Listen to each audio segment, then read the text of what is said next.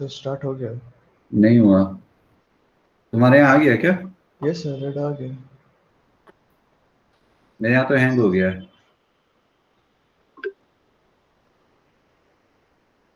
Okay, अभी start हुआ है तो लेट्स सी कि कैसे एक एसवीएन से अपने को प्रोजेक्ट चेकआउट करना है।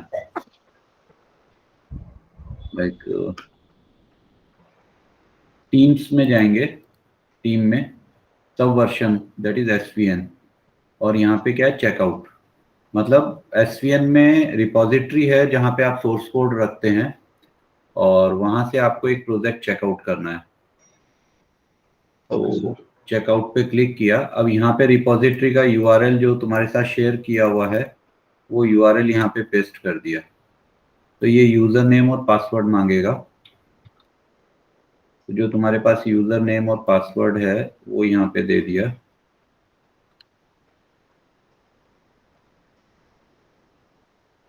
सेव कर दिया इसको, ताकि और प्रोजेक्ट्स में फिर दिक्कत नहीं आए।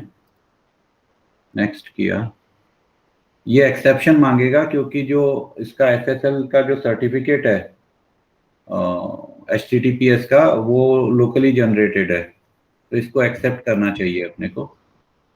तो वो अंदर आ गया। अब रिपॉजिटरी को अपन ब्राउज करेंगे। तो इसको मैंने ओके लॉगिन पासवर्ड दे देते हैं।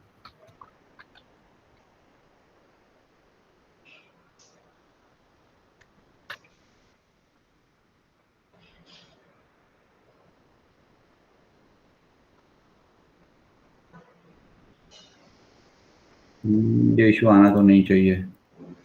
ओके, तो देखते हैं ये रिपॉजिटरी लोड कर रहा है क्या। हम्म, ये अपने को दिख रहा है इसका पूरा कि इसमें क्या क्या फाइलें हैं, क्योंकि तुमको इससे ऊपर की परमिशन नहीं है, सिर्फ इस फोल्डर की परमिशन है। तो ये फोल्डर जो है अपने को, ये अपने को चेकआउट करना है। तो इसको सेलेक्ट किया।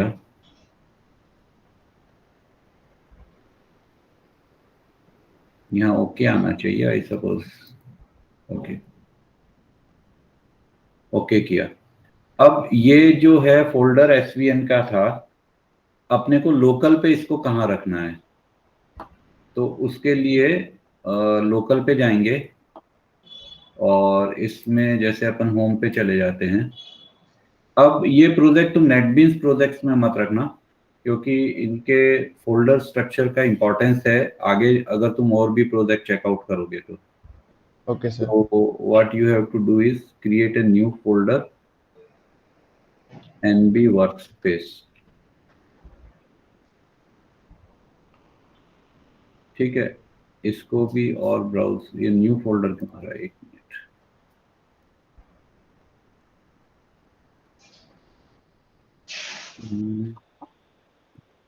एनबी वर्कस्पेस को एंटर किया। हाँ, इसको इसके अंदर गए एनबी वर्कस्पेस में। इसके अंदर का जो फोल्डर होगा, एक सेकेंड मैं चेक कर लेता हूँ मेरे सिस्टम पे कौन सा फोल्डर है, क्योंकि सबके इस पे सेम फोल्डर स्ट्रक्चर रहता है। तो एनबी वर्कस्पेस सर के ओके। अंदर PI032 है। तो यहाँ पे एक और फोल्डर क्रिएट करेंगे, PI। ये बार बार क्रिएट नहीं करना है, फर्स्ट टाइम ही क्रिएट होगा। बाद में कोई भी प्रोजेक्ट चेकआउट करोगे तो इसी के अंदर होगा। ठीक है, तो ओवरऑल पर्पज ये है कि तुमको एक फोल्डर चाहिए जहां पे तुम इस प्रोजेक्ट को चेकआउट करोगे। तो इसके अंदर गए, और यहां पे तुमको ये प्रोजेक्ट जो है चेकआउट करना है। Yes sir. ठीक है, तो ओके किया। तो अब तुमको यहाँ पे डायरेक्टरी दिखेगी, एनबी वर्कस्पेस PI032 के अंदर L2X लैंडिंग पेज 032। ठीक है, ये वर्किंग कॉपी है। जहां पे वो जो प्रोजेक्ट एसवीएन में रखा हुआ है वो पूरा का पूरा यहाँ कॉपी हो जाएगा। ठीक है, और इसको फिनिश कर दिया। अब इसके अंदर आउटपुट विंडो खोल के देख लेते हैं। लाइक यहाँ पे अपने को दिखना चाहिए प्रोजेक्ट चेकआउट हो रहा है, ठीक है। तो project was checked out, open project. तो अब तुम यहाँ देखोगे ये एक प्रोजेक्ट ओपन हो जाएगा इस प्रोजेक्ट ग्रुप के अंदर। प्रोजेक्ट ओपन कर रहा है ये सर तो ये मतलब यहाँ बेसिकली ये प्रोजेक्ट, डाउनलोड हो गया हमारे लैप आरडीटी पे। हाँ एसवीएन से अपने लैपटॉप पे आ गया, मतलब तुम्हारे रिमोट डेस्कटॉप पे, यस सर, ठीक है। ठीक है। तो अब ये डे वन भी हटा देते हैं, अगर काम का नहीं है तो इसको क्लोज कर देते हैं। यहाँ पे सिर्फ जो लॉगिन टू एक्सप्लोर के प्रोजेक्ट्स हैं वो रहेंगे, और एक और जो तुम्हारा ग्रुप है उसमें तुम्हारे प्रोजेक्ट्स तुम प्रैक्टिस के लिए कुछ करते हो तो उनमें रख सकते हो। तो ये करीब करीब ये तुम मान के चलो बहुत सारी फाइलें डाउनलोड हो गई है। ये पूरी की पूरी एक लैंडिंग पेज की थीम थी जिसपे अपनी वेबसाइट बनी हुई है। देखते हैं यहाँ पे चलती है क्या। तो ये तो तरीका हुआ प्रोजेक्ट चेकआउट करने का, ठीक है। अब इसके अंदर मान लो अपन गए जेपीडीबी के अंदर और रिसोर्सेज के अंदर, जेएस के अंदर, तो तुम देखो यहाँ 003 और 004 ये दो फोल्डर बने हुए हैं। तो यहाँ तुमको वो क्योंकि यही पाथ तुम देते हो जब तुम इसको यूज करते हो जेपीडीबी कॉमन्स को, यस सर। ठीक है। वो पाथ लोकल का नहीं होता, वो पाथ वेब का होता है, लेकिन उसमें फोल्डर स्ट्रक्चर यही आता है, जेएस फिर रिसोर्सेज और जेपीडीबी। मतलब जो भी वेबसाइट है वहां से जेपीडीबी में जाएंगे, रिसोर्सेज में जाएंगे, जेएस में जाएंगे, 003 में एक कॉमन्स रखी है और 004 में एक जेपीडीबी कॉमन्स रखी है, ठीक है। अब अपने को यहाँ पे एक नई बनानी है क्योंकि नया अपन जेपीडीबी कॉमन्स बना रहे हैं। तो न्यू फोल्डर, तो नहीं फोल्डर नहीं, हाँ फोल्डर बनाना पड़ेगा, न्यू फोल्डर। तो अपने जो है इसके अंदर 0.0.5 एक फोल्डर बन जाएगा। तो जैसे ये नया फोल्डर बनाया तो तुम देखोगे कि इसके अंदर ये चेंजेस आए हैं। ये चेंज ब्लू का कलर का सिंबल है, आइकन। मतलब इन फोल्डर स्ट्रक्चर में एंड में जाके कहीं कोई चेंज है, ठीक है। तो ये एक नया फोल्डर है, ये चेंज आया है। प्लस अब इसके अंदर एक जेपीडीबी कॉमन्स अपने को पहले 4 वाली लाना है। तो मैं एक काम कर सकता हूं कि इसको कॉपी किया और यहाँ पे इसको पेस्ट कर दिया। तो ये जेपीडीबी कॉमन्स यहाँ पे एक नई आ गई, लेकिन इसका कलर तुम देखो ग्रीन है। ग्रीन का मतलब नई फाइल है, ओके सर। ठीक है। अब इसको अपन कमिट कर देते हैं। लाइक ये स्टार्टिंग वर्जन है, मतलब 4 को मैंने 5 में कॉपी किया तो एज इट इज 5 में आ गया है। तो यहाँ से स्टार्ट करेंगे अपन चेंज करना। तो अब इसके अंदर मैंने क्या किया है कि इसको राइट क्लिक किया, तब वर्जन में गए और कमिट पे क्लिक किया। अब ये कमिट क्या करेगा, जो तुम्हारे डेस्कटॉप के ऊपर जो फाइल नहीं बनी है जेपीडीबी कॉमन्स, ये जाके एसवीएन में कमिट हो जाएगी, रिपोजिटरी में। रिपोजिटरी में, ठीक है। और इसके साथ ये फोल्डर भी बन जाएगा, इसने अपने आप दे दिया कि एक नया फोल्डर भी है। तो यहाँ पे कमेंट प्रॉपर देना जरूरी है, कमिट का मैसेज।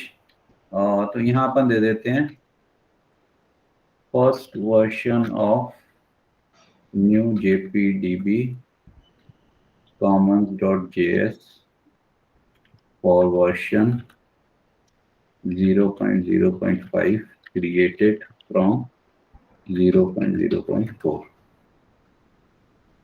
ठीक है। और कमिट किया। तो जब मैं कमिट करूंगा तो यहाँ नीचे मैसेज आएगा कि ये कमिट हो गया जेपीडीबी कॉमन्स।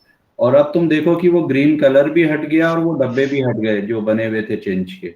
मतलब यस सर। अब रिपोजिटरी और तुम्हारा कोड सेम है, ठीक है। अब तुमने जो जेपीडीबी कॉमन्स बनाई है वो शायद ये है, सही है। यस सर, यही है।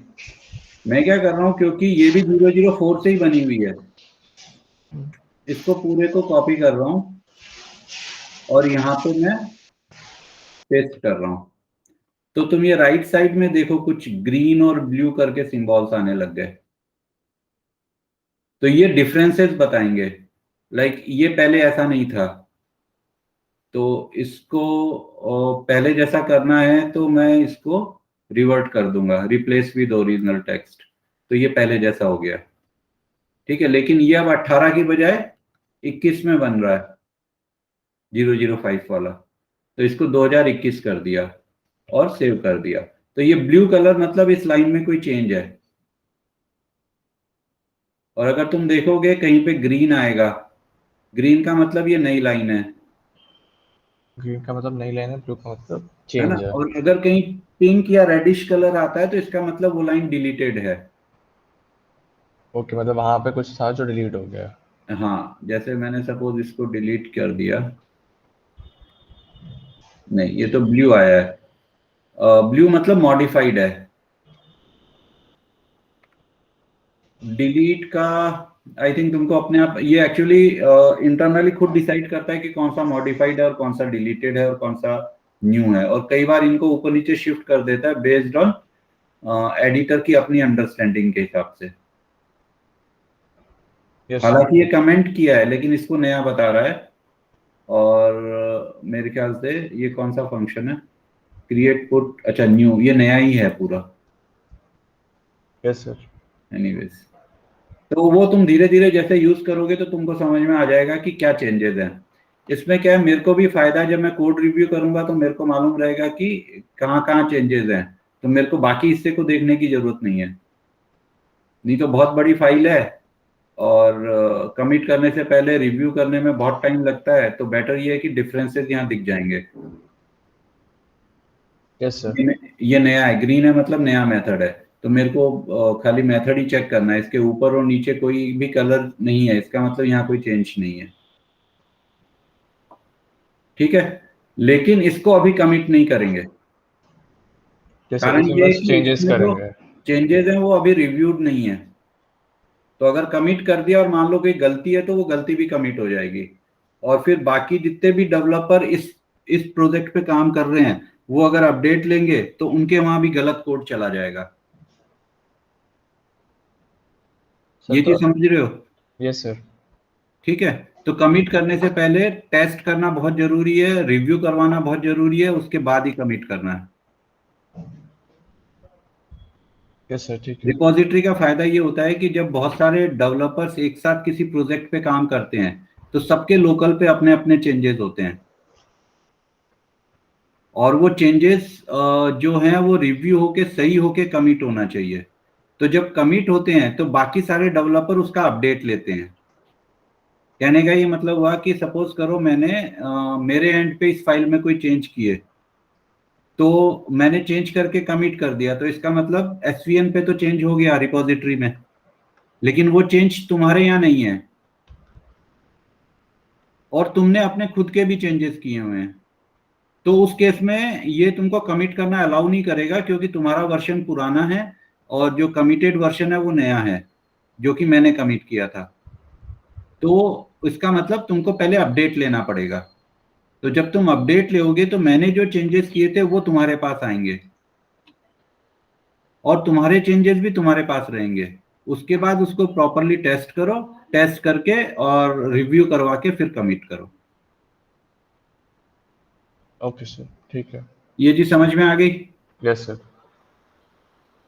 ठीक है, तो ये बेसिक इंट्रोडक्शन हो गया कि कैसे तुमको एसवीएन से प्रोजेक्ट चेकआउट करना है, और एसवीएन से जब चेकआउट करते हो तो जो चेंजेस करते हो वो कैसे तुमको दिखेंगे, कैसे अपडेट लेना है और कैसे वापस कमिट करना है।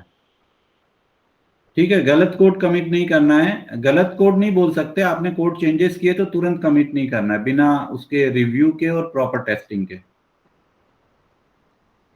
Yes sir. और जब भी कमिट करो तो पहले एक बार अपडेट ले लो। अपडेट लेने का तरीका ये है कि राइट क्लिक किया, तो वर्जन पे गए और अपडेट अपडेट टू हेड कर दिया। तो अगर कोई भी चेंज एसवीएन में होगा जो किसी और डेवलपर ने किया है तो वो तुम्हारे लोकल पे आ जाएगा। ओके तो ये sir. Updating to head finished, तो कोई चेंज था नहीं इसलिए कुछ आया नहीं, नहीं तो यहाँ फाइलों के नाम या कुछ डिटेल्स आ जाता कि हाँ अपडेट हुआ है। सर तो जैसे अभी हमने एक नया फोल्डर बना दिया 0.0.5, तो जैसे अगर हम जैसे यूआरएल पे चेक हिट करेंगे तो वहां पे भी आ जाएगा। मतलब ऑनलाइन यूआरएल पे जैसे अगर हम सर्च नहीं, करेंगे। वहां अभी चेंज नहीं होगा, वहां चेंज करने का तरीका अपन अलग से डिस्कस करेंगे। लाइक वो अभी सिर्फ मेरे कंप्यूटर से होता है, लेकिन तुम एक बार कॉन्फिडेंट हो जाओगे तो वहां तुम्हारे यहाँ से अलाउ कर सकते हैं उसको कमिट, मतलब साइट पे चेंज करवाना। साइट पे चेंज करने के लिए अपलोड करना पड़ता है, वेबसाइट तो कहीं और रखी हुई है। Yes sir. ये तो लोकल होस्ट पे चलेगा ना, इसको तुम रन करोगे ना, देखते हैं प्रोजेक्ट को रन करके। तो ये पूछ रहा है कहाँ रन करना है, रिमोट पे, स्क्रिप्ट पे, पीएचपी के बिल्ट इन, क्योंकि ये पीएचपी का प्रोजेक्ट है तो पीएचपी के बिल्ट इन सर्वर पे रन होगा, लोकल होस्ट 8000 पे। तो ये 8000 पे चलेगा लोकल होस्ट पे।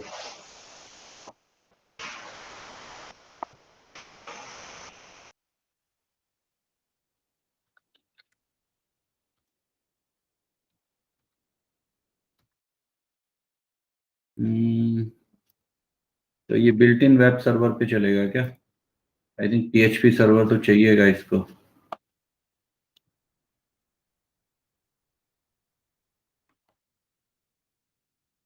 सर आई थिंक शायद दूसरे क्रोम पे खुला होगा। एक मिनट।